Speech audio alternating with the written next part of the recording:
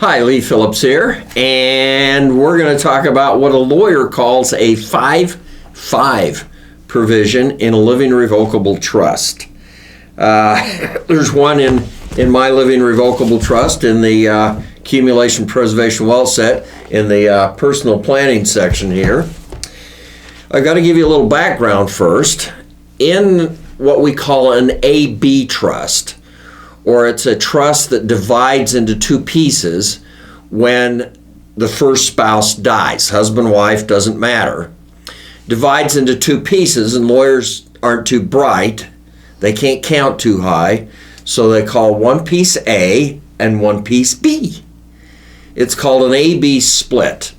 The A is usually referred to as the marital trust. The B is usually referred to as the shelter trust.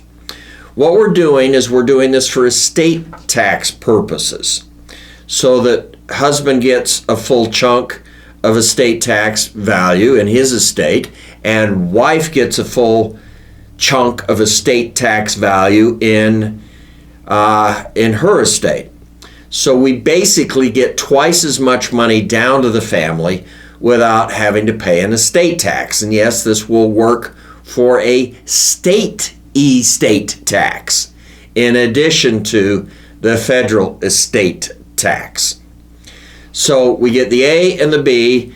We shelter at the first death an amount equal to the maximum amount of property that can be passed without having to actually pay an estate tax. It depends on the unified credit and a bunch of stuff. We've got YouTube videos on a lot of that. But this sheltered piece, the surviving spouse, husband or wife, it's not in their estate. They can't get to it. They don't have full rights over it. And the way the IRS has said that we're going to determine whether or not they have full rights to it. They can be the trustee of it, but they can't have full rights to it.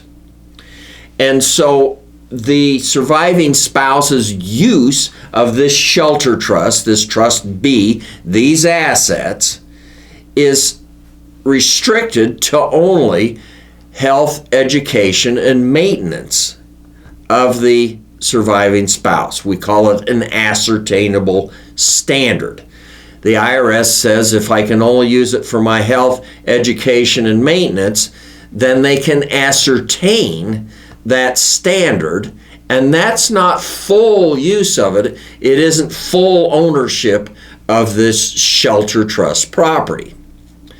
So the trustee that manages this can only use it for the surviving spouse's health, education, and maintenance. So that means that the surviving spouse doesn't have full rights to it. And yeah, I've said that twice. I understand that.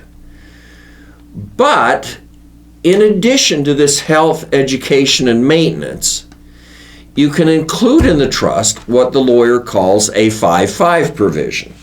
And it says, in addition to the income and discretionary payments of principal of Trust B, the trustee shall pay to the surviving spouse during his or her lifetime from the principal of Trust B. So we're not just taking income from Trust B, we're taking the actual assets upon his or her written request. Now, wait a minute. The ascertainable standard says the trustee gets to decide what is used for the health, education, and maintenance.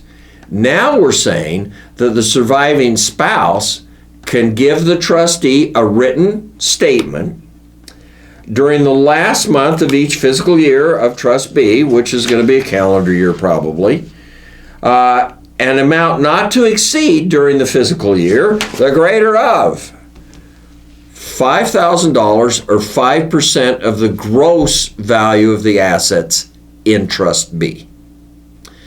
So we call it a 5-5 provision. The surviving spouse can demand, without question, a maximum of $5,000 or 5% of the total value of the principal of Trust B without reduction for the principal payments for the fiscal year.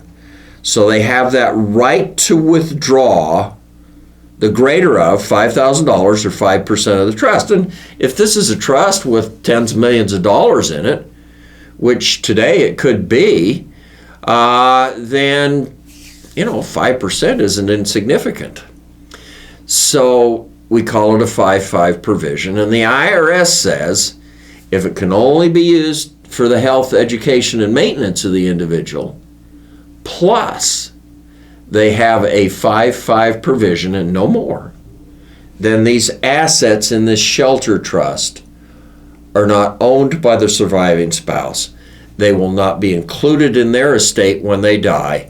So we've taken this much out of the family wealth, sheltered it over here, and given the surviving spouse at least $5,000 or 5% of the gross value of these assets on their demand each year. And if we follow those rules, then these assets are not included in the surviving spouse's assets when they die. Therefore, we get twice as much property down to the family. Trust B is maximum. Trust A is whatever's left over.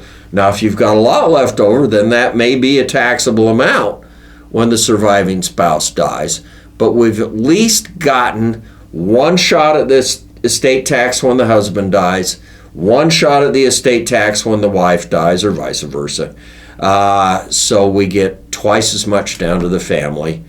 And we've given the surviving spouse a 5-5 provision where they can get access to these assets in the shelter trust, even without the trustee's discretion.